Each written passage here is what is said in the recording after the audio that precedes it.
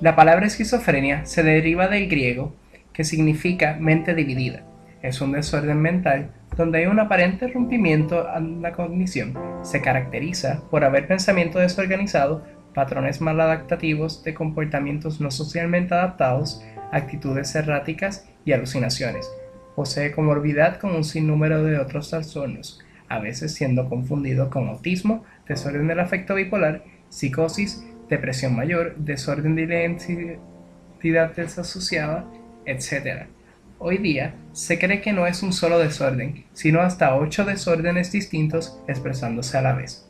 Entre los síntomas más frecuentes podemos incluir comportamientos violentos, comportamientos antisociales, poca o ninguna motivación, alucinaciones visuales y auditivas, delirio paranoide, obsesiones compulsivas, rigidez de movimiento, inhabilidad o problemas al hablar, problemas en la memoria, desorden de pensamientos e ideas, caras sin expresión, creencias inusuales o carentes de sentido y un sentimiento de tener una identidad o personalidad fragmentada.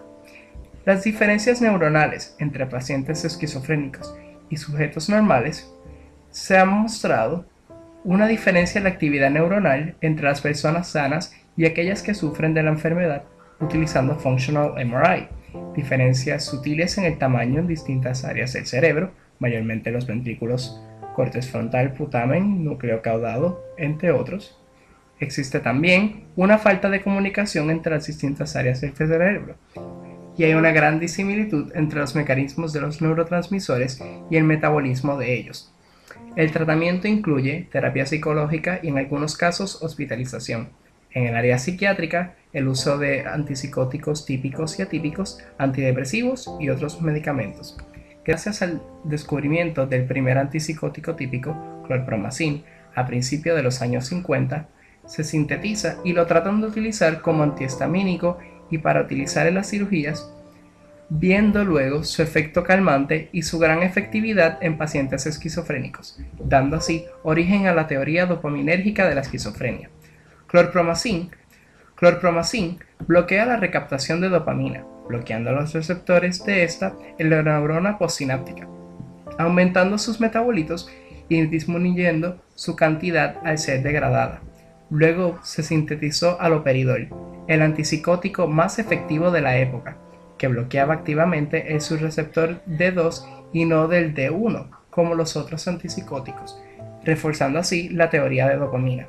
Se comienza a estudiar el Parkinson y se descubre la poca existencia de dopamina en los cerebros de los afectados, así que se pensaba que el Parkinson era baja o poca dopamina, mientras la esquizofrenia se veía como una transmisión excesiva de este.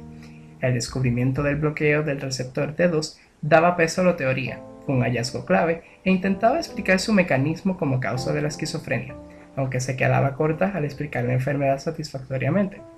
Luego se sintetiza clozapine, el primer antipsicótico atípico para el año 1971. Este bloqueaba los receptores D1, D4, parcialmente el D2 y receptores de serotonina. Esto baja la eficacia de la teoría de dopamina y da paso a otras teorías subsiguientes. Entre otras explicaciones para los desórdenes está que entre los años 80 y los 90 se podía probar mejor la teoría dopaminérgica. Resulta ser que no explicaba totalmente la esquizofrenia, y más aún porque se descubrió que GABA y glutamate juegan también un papel importante en el desarrollo del desorden. Hoy día se utiliza el conocimiento de la genética para explicar la enfermedad, aunque sus causas no son estrictamente genéticas o hereditarias, y se conoce un número de polimorfismos o mutaciones en varios genes que al expresarse desencadenan, al igual que una sinfonía, la aparición de los síntomas.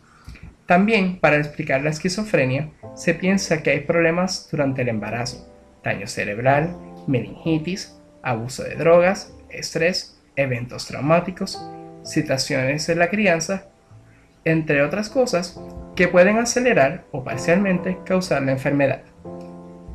En el contexto social, podemos decir que pocas veces se expresa en la niñez, normalmente los síntomas apareciendo en la adolescencia o adultez temprana. Solo un 1% de la población lo tiene. Se utiliza alrededor de 33 billones de dólares en la trata de pacientes esquizofrénicos en los Estados Unidos. Un 30% de los ambulantes tienen la enfermedad y no son tratados. Sin tratamiento, la prognosis tiende a ser muy mala y la calidad de vida pésima para el paciente. Esto lleva a un mayor riesgo de suicidio. Hay menor incidencia en países en desarrollo que en los países desarrollados.